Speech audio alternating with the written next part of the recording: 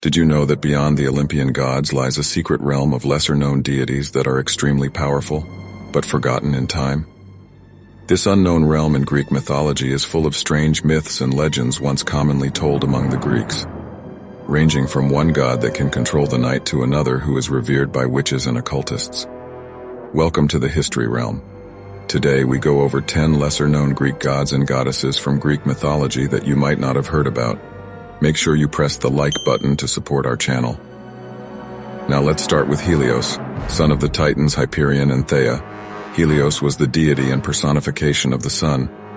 Visually, he was depicted as radiantly handsome with golden hair and shining eyes, wearing a crown of rays. He was said to have driven a chariot pulled by 4 fiery horses, beginning each day in the east before descending in the west.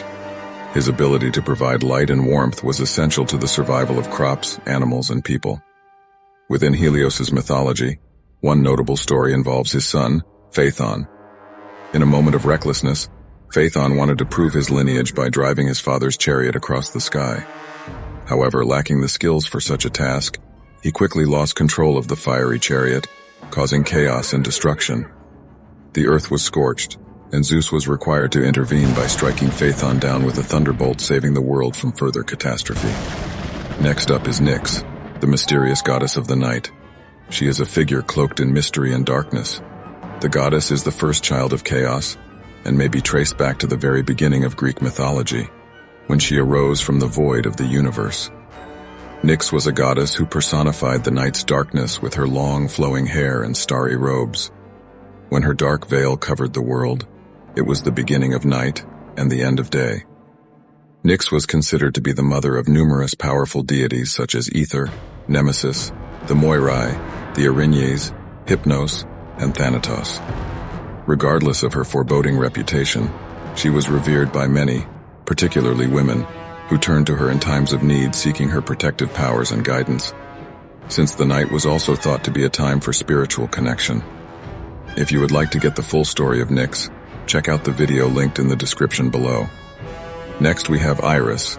In Greek mythology, she is the goddess of rainbows and the messenger of divine communication. As the daughter of Thaumas and Electra, she held a crucial role in bridging the mortal and divine realms. Descriptions often illustrate her as a young and graceful goddess adorned with vibrant, iridescent wings that shone with the colors of a rainbow. In Homer's Iliad, Iris is frequently dispatched by the gods to deliver messages to the mortal heroes on the battlefield. She acts as a mediator, conveying the gods' directives and influencing the outcome of major events. Next up, Hecate. Often depicted as a triple goddess with 3 heads or bodies, Hecate encompassed aspects of the earth, the underworld, and the heavens. She boasted a myriad of associations including sorcery, the moon, and the spirits of the dead.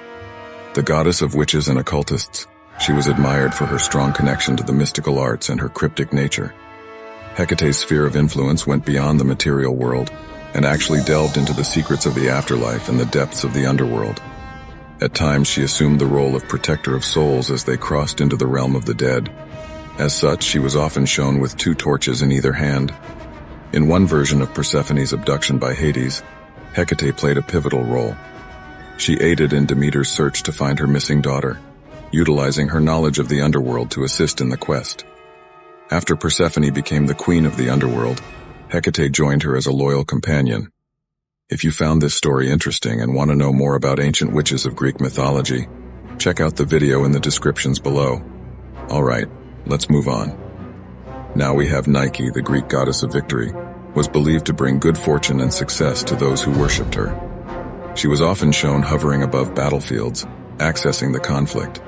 In her hands she carried laurel wreaths, a symbol of honor and glory, which she was said to bestow upon the victors. With her status as the goddess of victory, Nike became an important deity to appease and worship.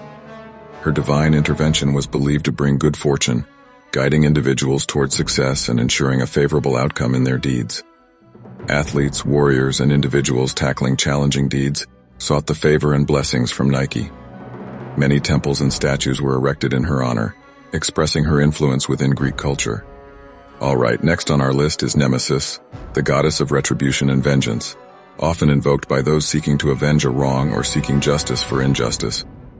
Typical depictions of Nemesis depict her carrying a whip or a sword, both symbols of authority and power. Her role served as a powerful reminder that every action has consequences, with those who committed wrongdoings facing the full weight of her divine retribution. Nemesis's actions, though seemingly harsh, were considered an essential part of the natural cycle, ensuring that justice was upheld and wrongs were righted.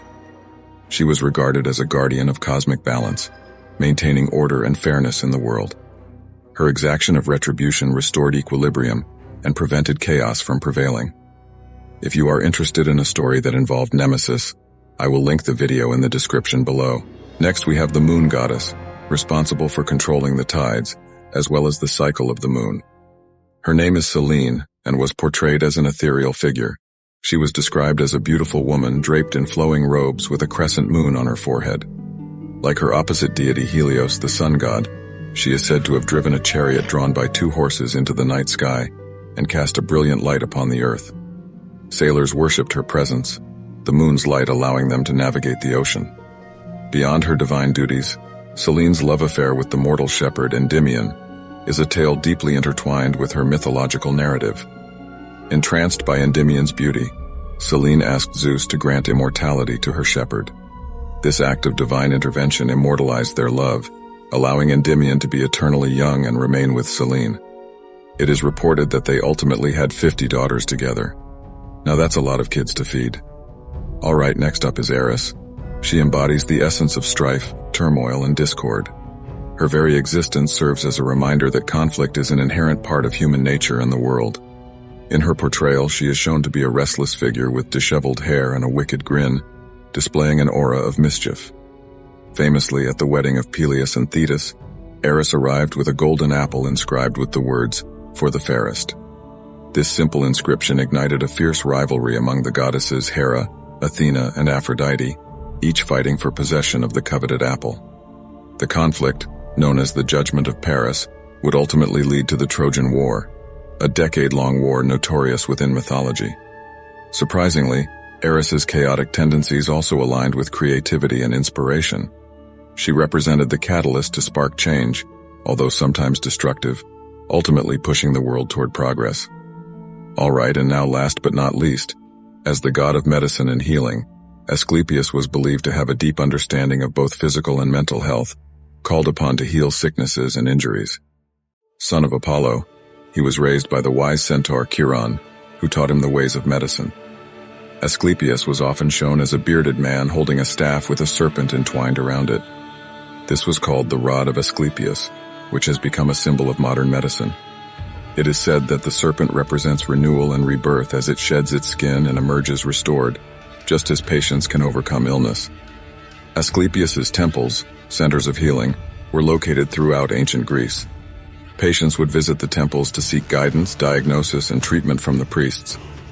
According to some mythological accounts, Asclepius had the ability to defy nature by resurrecting the dead. This act angered Zeus, who was said to have struck him down with a thunderbolt. However, recognizing Asclepius's contributions to humanity, Zeus later immortalized Asclepius among the stars as the constellation Ophiuchus. Well, there you have it. If you enjoyed this video, please share and press the like button below. This will help our channel. Don't let the stories end here. I have linked another great story above here for you to enjoy. Until next time on the History Realm.